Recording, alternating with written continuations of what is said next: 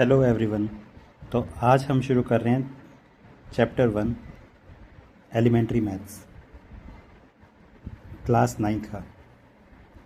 इसमें हमारे पहले चैप्टर की पहली सेल्फ प्रैक्टिस 1 के बारे में बात करेंगे। सेल्फ प्रैक्टिस 1 में हमारे पास 5 क्वेश्चंस हैं। इन 5 क्वेश्चंस में से जो हमारा पहला क्वेश्चन है जिसमें हमें दे रखा है product of 3 integers is odd, what can their sum B.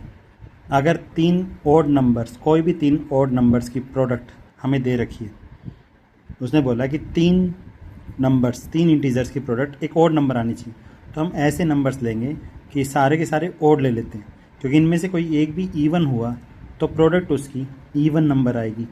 लेकिन अगर हम तीनों के तीनों नंबर्स ओड नंबर ले लेते हैं तो प्रोडक्ट हमेशा ओड नंबर आएगी। इसमें आप कोई भी 3 ओड नंबर लेके देख लीजिए, 1 3 5 ले लिया, या आप ले सकते हैं 3 × 5 × 7, ठीक है। तो 3 5 ज़ा 15, 15 7 ज़ा 105। तो आप कभी भी 3 ओड नंबर्स लेके चलेंगे तो उनकी प्रोडक्ट हमेशा 100, मतलब उनकी प्रोडक्ट हमेशा ओड नंबर आने वाली है। अब हमसे पूछा क्या उन्हीं 3 नंबरों का अगर हम सम करें तो क्या वो इवन आएगा या ओड आएगा। तो 5 + 3 + 1, ये हमारे पास 9 आया, जो कि हमारा एक नंबर कैसा है, ओड नंबर है। इधर करके देख लीजिए, 3 + 5 + 7, 7 + 5 12 + 3 15, ये भी कैसा नंबर है, ओड नंबर है। अब आइए नेक्स्ट क्वेश्चन पे। नेक्स्ट क्वेश्चन में हमें कुछ इस तरह से दे रखा है 1 - 2 + 3 - 4 + 5 - 6, इस तरह से चलते हुए प्लस का 2009 - 2010 + 2011 - 2012। इसका हमें पूरे का सम निकालना है, ये पूरा सोल्व करना है, मतलब सम सब्ट्रैक्ट जो भी दे रखा है। अब इसके अंदर हम क्या करेंगे, इसमें देखिए ओड नंबर जो है 1 है, 3 है, 5 है, 2009 है, 2011 है, इनके आगे प्लस का साइन है। सभी ओड नंबर से आगे ऐड का साइन है, और सब्ट्रैक्ट का साइन किसके आगे है, माइनस वाला साइन किसके आगे, इवन नंबर्स के आगे है। तो हम इवन ऑड को सबको अलग अलग कर लेते हैं। 1 + 3 + 5 + 7 + 9 प्लस इस तरह से 2011 तक हमने ऑड नंबर्स को एक साथ कर लिया, और माइनस कॉमन लेने के बाद इवन नंबर वालों को एक साथ रख लिया, कुछ इस तरह से। तो ये हमारे पास 2012 तक आ गया। अब देखिए ऑड नंबर्स का जब भी सम किया जाता है तो ऑड नंबर्स का सम होता है, जितने भी ऑड डिजिट्स हमारे पास नंबर ऑफ डिजिट्स आएंगी उन डिजिट्स का स्क्वायर कर दीजिए। लेकिन ऐसे अगर डैश लगा रखा हो 1 + 3 + 5 + 7 + 9, अगर यहाँ तक हमें ऑड सम निकालना होता तो ये 5 नंबर्स हो गए, 1 3 5 7 9, तो 5 का स्क्वायर 25 आ गया। 3 डिजिट्स का सम करते हैं ऑड नंबर्स का तो 1 2 3 3 का स्क्वायर हो गया। 4 ऑड नंबर्स का सम करते हैं तो 4 का स्क्वायर हो गया। लेकिन हमें जब ये डैश दे रखा है तो हमें इसके बारे में नहीं पता। इसमें हम फॉर्मूला लगाएंगे टोटल नंबर n, जितने लास्ट ऑड नंबर दे रखा है उसमें 1 प्लस कर दीजिए और उसका हाफ कर दोगे तो टोटल नंबर ऑफ डिजिट्स आ जाएंगे। फिर उन डिजिट्स का क्या कर देंगे, स्क्वायर, माइनस का साइन, माइनस, पूरे में से 2 कॉमन निकाल लिया, अंदर बच गया 1 + 2 + 3 + 4 + 5, इस तरह से चलते हुए 1006 तक, जो कि सभी को 2 से डिवाइड करके निकाल दिया। ये हो गया 2011 + 1 बाय में 2 का square -2 into even number, natural numbers के सम का फॉर्मूला होता है n × n + 1 बाय में 2। इस 2 से इस 2 को हम कैंसिल आउट कर देंगे।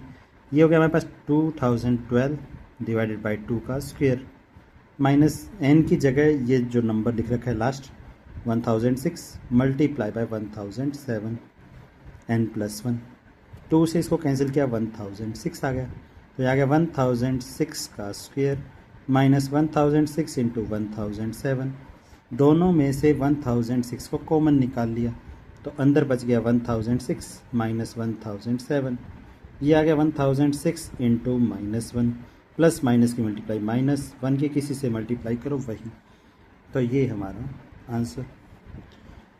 इसके बाद आ जाइए तीसरे क्वेश्चन के ऊपर। थर्ड क्वेश्चन में हमें बोल रखा है कि 4 प्राइम नंबर्स दे रखे हैं, P1 P2 P3 P4, सभी असेंडिंग ऑर्डर में हैं। किस ऑर्डर में, असेंडिंग ऑर्डर में 4 प्राइम नंबर लेने हैं, जिसमें पहले 3 प्राइम नंबर्स की प्रोडक्ट दे रखी है, लगातार पहले 3 जो प्राइम नंबर है उनकी प्रोडक्ट दे रखी है 385। 385। तो हम इसके प्राइम फैक्टर्स निकाल लेते हैं 385 के। 385 को 5 से डिवाइड किया, 5 7 से 35, 3 कैरी 77, 7 से किया 11, 11 से किया 1। तो ये तीनों प्राइम नंबर क्या आ गए हमारे पास, 5 × 7 × 11। ये P1, ये P2, ये P3, सबकी वैल्यू आ गई। दूसरा इसने बोला लास्ट के जो 4 प्राइम नंबरों में से लास्ट 3 प्राइम नंबर्स की प्रोडक्ट P2, P3, P4 की मल्टीप्लाई, P4 की मल्टीप्लाई दे रखी है 1001। अब हमें लास्ट वाला प्राइम नंबर जो है P4 वो निकालना है, क्योंकि P1, P2, P3 की वैल्यू हमारे पास है, P4 निकालना है। P2 की वैल्यू हमारे पास 7 है, P3 की वैल्यू हमारे पास 11 है, multiply P4 is equal to 1001। P4 ये जो 2 मल्टीप्लाई वाले उधर जाके डिवाइड, तो 7 × 11। जब इनसे इनको कैंसिल करोगे तो ऊपर बच जाएगा 13। ठीक है, तो 13 हमारा लास्ट प्राइम नंबर आ गया, P4 इज इक्वल टू 13।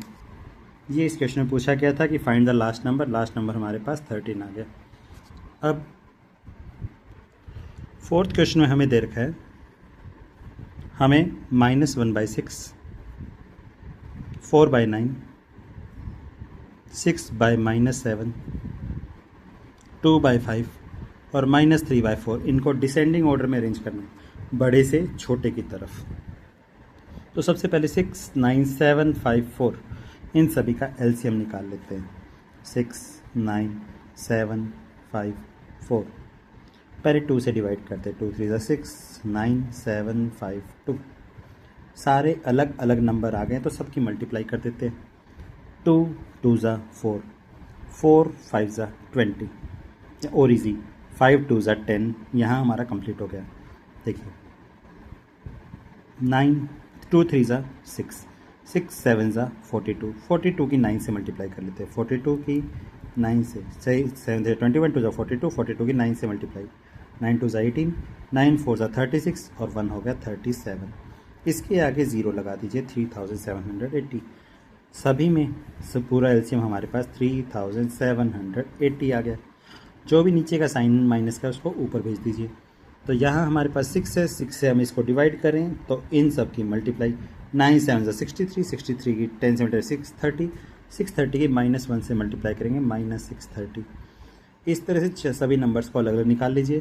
फिर जो प्लस वाला नंबर है उसको सबसे आगे, फिर उससे पीछे उससे छोटा नंबर, फिर उससे माइनस का सबसे छोटा नंबर, फिर माइनस में बड़ा नंबर, फिर उससे बड़ा नंबर। इस तरह से हम इसको डिसेंडिंग ऑर्डर में अरेंज कर लेंगे। ठीक है, अब उसने पूछा कि सब में मिडल में कौन सा नंबर आएगा, तो पहले 5 नंबरों को अरेंज कीजिए, फिर जो बीच में आएगा उसको हम मिडल टर्म के अकॉर्डिंग बता देंगे।